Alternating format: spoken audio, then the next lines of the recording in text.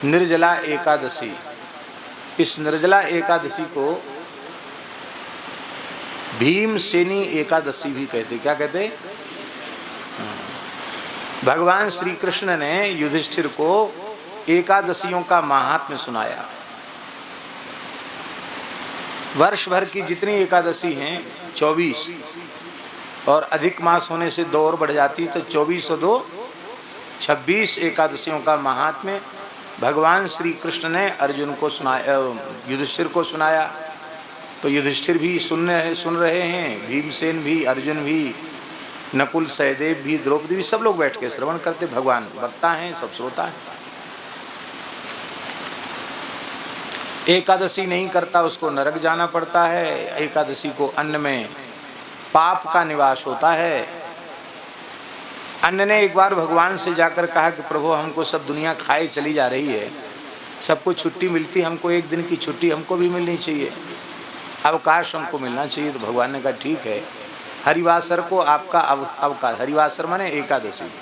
एकादशी को अन्न खाता है वह पाप ही खाता है। जो एकादशी करते हैं उन सबके पाप अन्न में स्थित हो जाते हैं, और जो नहीं करते एकादशी को अन्न खाते हैं वो सब उनके भीतर, जय सिया राम, उनके भीतर प्रविष्ट हो जाते हैं। एकादशी, कल भी हम देवी भागवत का पाठ कर रहे थे, तो नरक किस किस को जाना पड़ता है, उसमें यमराज और सावित्री का संवाद है। यमराज कहते एकादशी न करने वाले को भी नरक जाना पड़ता है। तो भीमसेन बड़े घबरा गए, बोले महाराज, व्रत उपवास के नाम से तो हमको जूड़ी आती है, हम कांपने लग जाते। वैसे किसी से कांपते नहीं हैं, लेकिन हम भूखे नहीं रह सकते, व्रत नहीं कर सकते। भीमसेन कोई व्रत नहीं करते। हमने ऐसा सुना है संतों से कि भगवान की दया से भीमसेन जी की खुराक कितनी अच्छी थी कि 70 मन तो को वो बाल भोग करते थे। 70 मन का करें कलेवा। कितना? 70 मन अन्न केवल बाल भोग में, माने जिसको आजकल लोग नाश्ता कहते हैं, स्वल्पाहार, उसमें वो 70 मन माने हैं, हाँ, 2 कुंटल 80 किलो बाल भोग। अच्छा, हाँ, 2 टन 800 किलो। अब बाल भोग से 4 गुना तो राजभोग होता होगा। राजभोग से आधी कम से कम ब्यारू 3 समय पाते थे। ऐसे वीर भी थे वो, ऐसे नहीं खाते नहीं थे। अब उन्होंने एक प्रतिज्ञा और की थी कि जो हमको अधिक खाने वाला पेटू कह देगा उसको जिंदा नहीं छोड़ेंगे, तुरंत मार डालेंगे। इसलिए जिसने भी उनसे युद्ध में पेटू कह दिया, बस समझ लो उसका काल आ गया। 100 कौरवों का अकेले वध करने वाले भीमसेन, अतुलित पराक्रमी भीमसेन। लाक्षागृह में जब आग लगी तो वहां से सबको लेके बच के निकलना था, तो भीमसेन सबका वाहन बन गए। कुंती जी को यहाँ कंधे पर बिठाया, माता जी को उनके चरण यहाँ लटके हुए, इस कंधे पर युधिष्ठिर को बिठाया, इस कंधे पर अर्जुन को बिठाया, और ऐसे गोद में नकुल, सहदेव को लेकर के वे चलने लगे। भयंकर जंगल में मार्ग नहीं था, उनकी एड़ी के स्पर्श से बड़े बड़े वृक्ष धराशायी हो गए, मार्ग बनता चला गया। ऐसे प्रचंड पराक्रमी भीमसेन, साधारण पुरुष तो नहीं थे वो।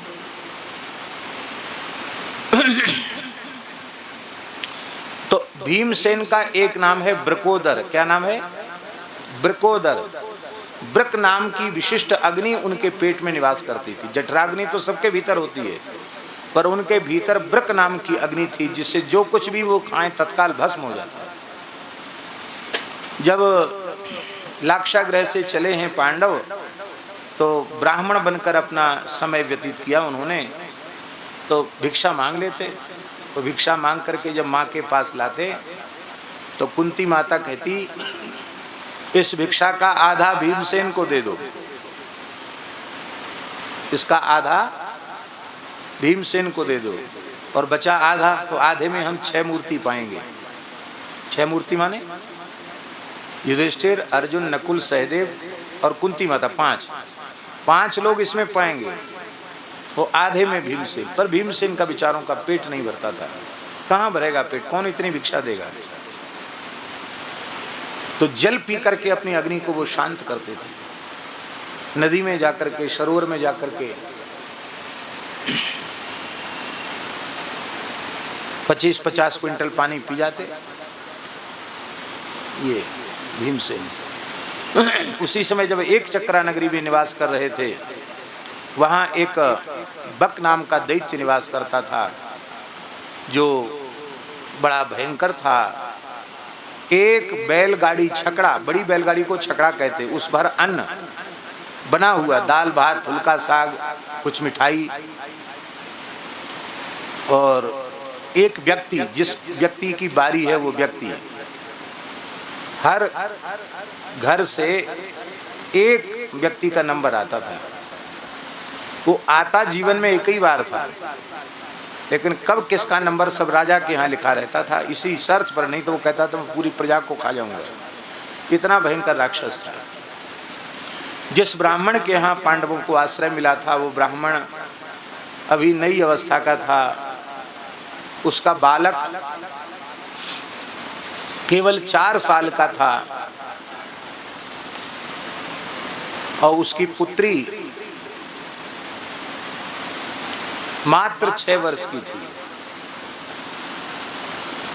अब घर में बड़ी समस्या कि अन्न तो बना लिया गया, जुटा लिया गया, लेकिन कौन जाए। ब्राह्मण देवता चले जाते हैं तो घर में पत्नी और छोटे बच्चे, घर का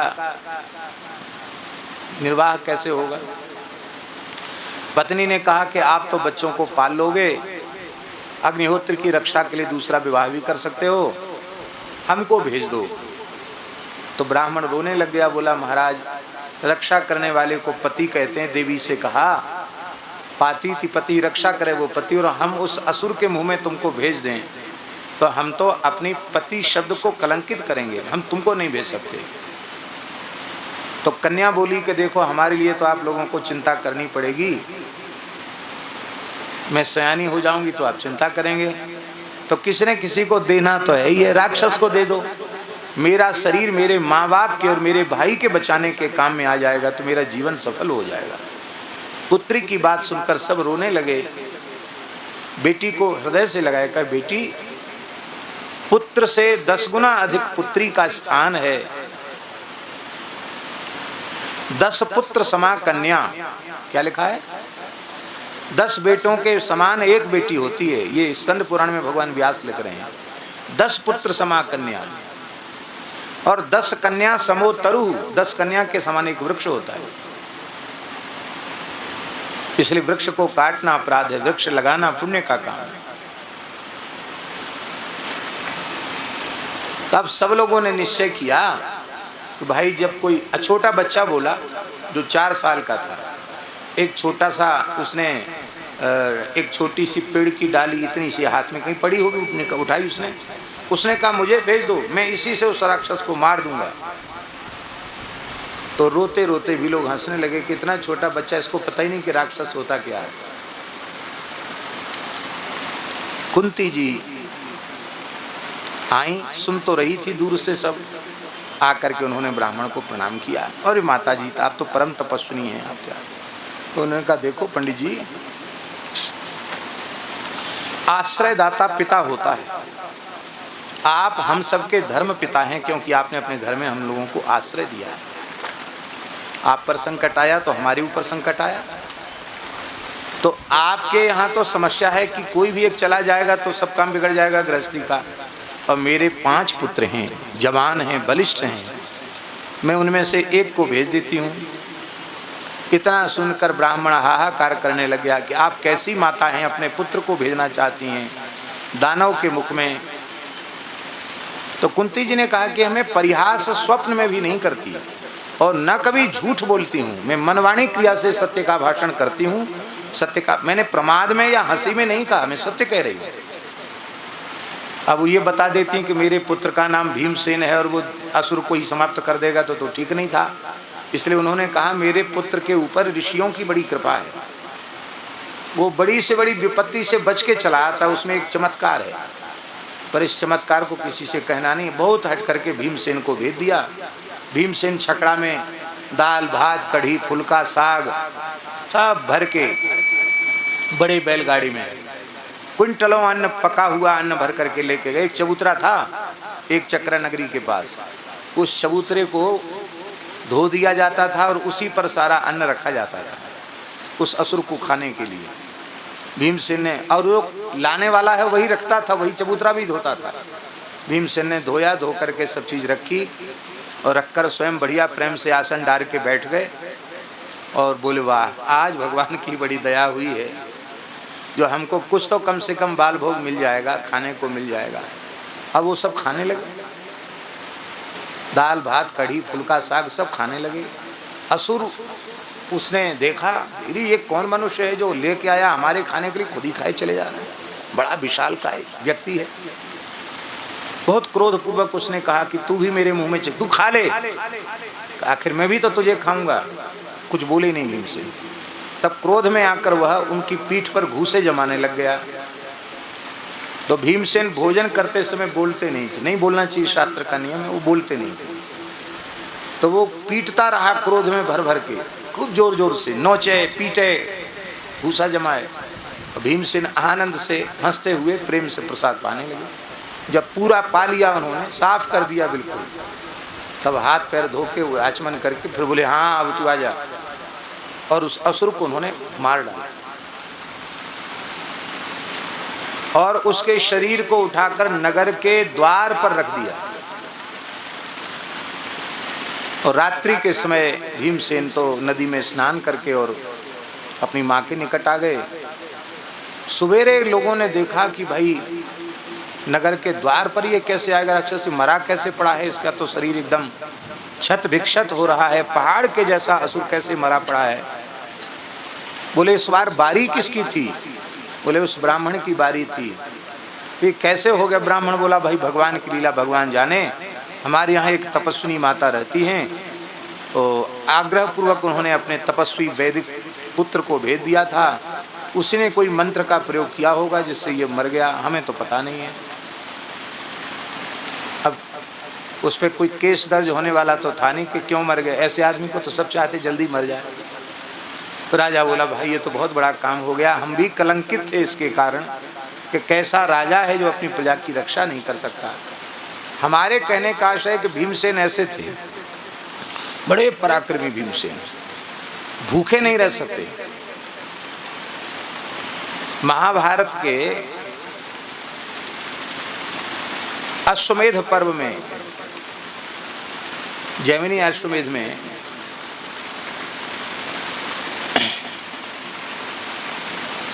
एक विचित्र कथा है भीमसेन के भोजन की, जो शायद आपने कभी न सुनी हो। भीमसेन द्वारिका से, हस्तिनापुर से और द्वारिकाधीश भगवान श्री कृष्ण का दर्शन करने आ रहे थे। तो भगवान ने रसोइयों को कह दिया कि भाई बनाओ, क्विंटलों जलेबी बर्फी इमरती कचौड़ी पकौड़ी पूड़ी गुजिया सब बनाओ, जितने प्रकार के व्यंजन हो सकते खूब बनाओ। और आज हमारे प्राण प्यारे भीमसेन आएंगे तो उनको हम खूब प्रेम से छकाएंगे उनको, और छक जाएंगे वो, तो हम इससे बहुत प्रसन्न होंगे। तो भगवान के पास तो कोई बनाने वालों की कमी नहीं, रसोईया भी थे और 16,108 रानी पटरानी सब लग गई अपने अपने तरह से कुछ न कुछ बनाने में। सब बन के तैयार हुआ और भीमसेन आने ही वाले हैं। भगवान ने पाया कुछ नहीं, बोले देखो द्वारिका में सब हमारी स्तुति करते हैं, ब्रह्मा जी शंकर जी आते हैं वो भी स्तुति करते हैं क्योंकि हम चतुर्भुज रूप में हैं, और इंद्रादि देवता का तो कहने क्या, वो तो द्वार पर खड़े रहते हैं, वशिष्ठ आदि ऋषि भी हमारी स्तुति करते हैं, और द्वारिका वासी भी हमारी जय जयकार करते स्तुति करते। यहाँ हमको गाली देने वाला कोई नहीं, ब्रज में तो लोग गाली देते, यहाँ हमको गाली देने वाला कोई नहीं। तो गाली खाए बहुत दिन हो गया, एक गाली देने वाला था शिशुपाल, उसको तो हमने मार दिया।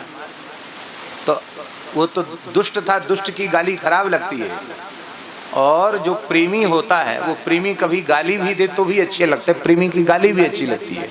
अब देखो विवाह के प्रकरण में पता नहीं उत्तराखंड में नियम है कि नहीं, उधर तो नियम है कि विवाह के समय माताएं गारी गाती हैं, उसमें मीठी मीठी गाली जो बाराती लोग आए उनको देती। यहाँ भी होता है, यहाँ भी होता है। वीडियो साहब बोल रहे हैं कि यहाँ भी होता है। तो गाली देने की परंपरा है। और गाली खा के कोई बुरा मानता है? गोस्वामी जी ने लिखा है, पंच कवल करी जेवन लागे, गारी गान सुने अति अनुरागे। अति अनुरागे। और हंसत राव सुनी सहित समाजा। गाली सुनकर सब हंस रहे हैं, प्रसन्न हो रहे हैं। पूज्य बक्सर वाले महाराज जी तो गाली नहीं गारा भी सुनाते थे। यह गारी नहीं है गारा, सुनो अवध के राजकुमारा। यह गारी नहीं है गारा। और जिस तरह से वो नाच नाच करके ठाकुर जी को, दुल्हा सरकार को सुनाते थे, विवाह में सरकार मुस्कुराते थे।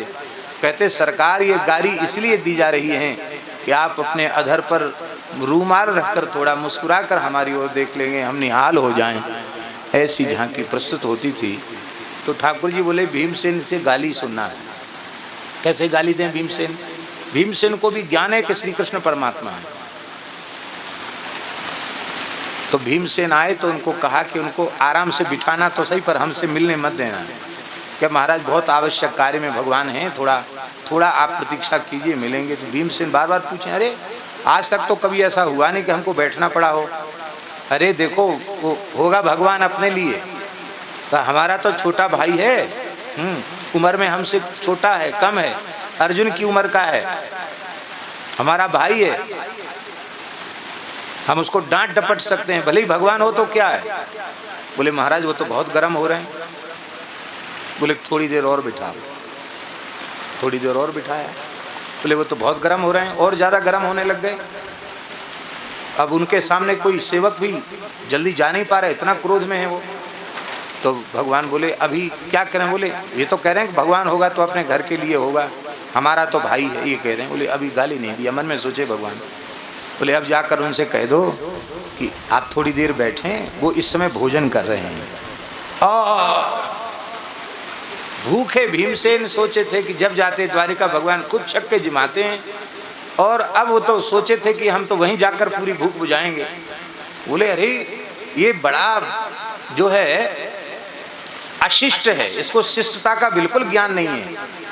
मुझे पता है कि मैं आ रहा हूँ, परमात्मा है, सब जानता है कि मैं आ रहा हूँ, और हमको बिना खिलाए खा रहा है, अकेले खा रहा है। अरे हम खूब जानते हैं, इसलिए तो ब्रिज में चोरी कर करके खाई है ना, वो आदत कहाँ जाएगी। द्वारकाधीश बन गए तो क्या है।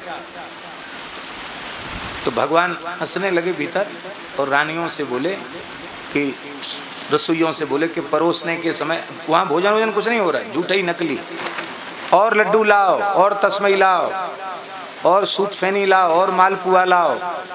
भगवान कहते वाह कितना सुंदर बना। इतना सुनते भीमसेन और गुस्सा करते हैं। अंत में खूब गाली देकर भीमसेन बोले कि अब हम नहीं कभी यहाँ द्वारिका आएंगे। जाने लगे।